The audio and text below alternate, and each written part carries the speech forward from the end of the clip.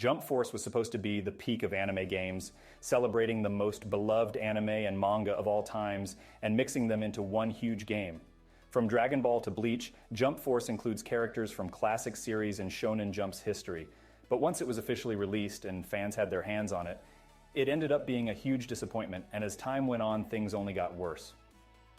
So what actually happened to Jump Force? Before we get into it, subscribe if you haven't already. I talk about video games on this channel, whether it's reviewing them or looking back on them. So if that interests you, subscribe. So let's first explain what kind of game Jump Force is.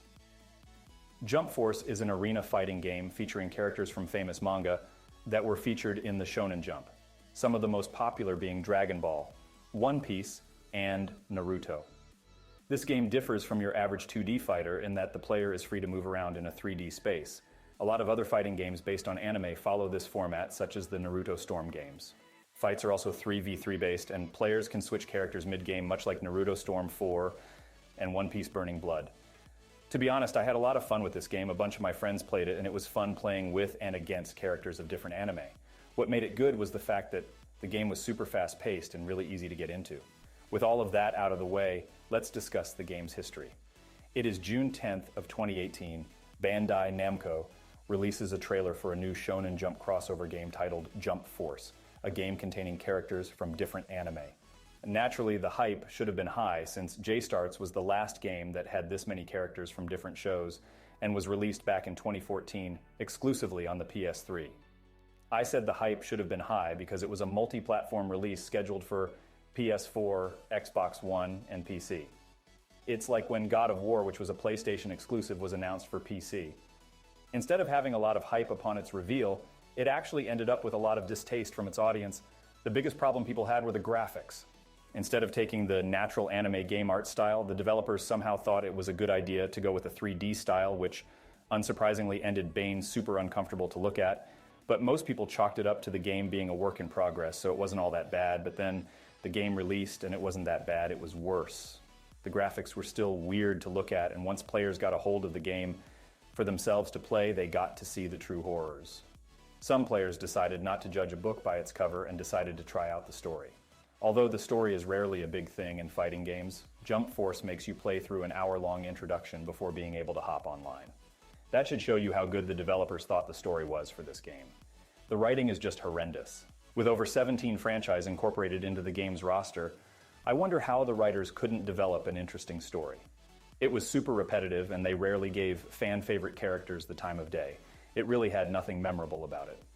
One aspect about the story that actually plays into the gameplay was the player's custom character.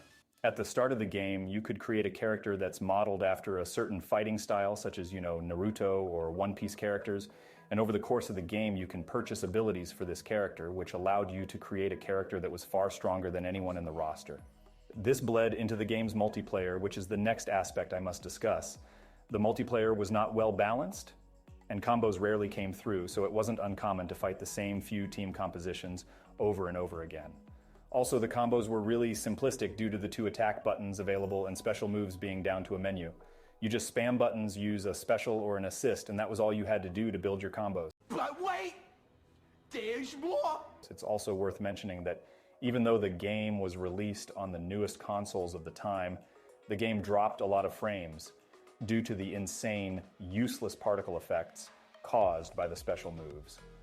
Overall, the game had plenty of issues, and as if it was not enough, in 2021, Bandai Namco announced that the servers will be shutting down in the following year. The small yet passionate fanbase was upset with this news, and even worse news arrived when it was announced that the game and its DLC would be completely delisted from digital stores. A lot of people think this is due to the game not doing well, which isn't entirely true. The game going down was actually mostly due to licensing issues.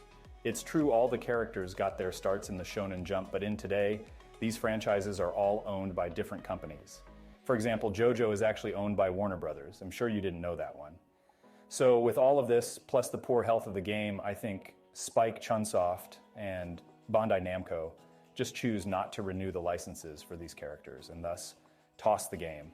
While it does make sense, it's really annoying to have the entire game delisted. This resulted in keys for the game or even discs for the console versions having prices that are just way higher than they should be. So all of that marked the end of the road for Jump Force. I hope we get another anime crossover game, but even though it doesn't make sense for them to see Jump Force's failure and automatically assume the fans don't want another game, that's what's going to happen. Because just like any business, video game companies don't take risks of losing money.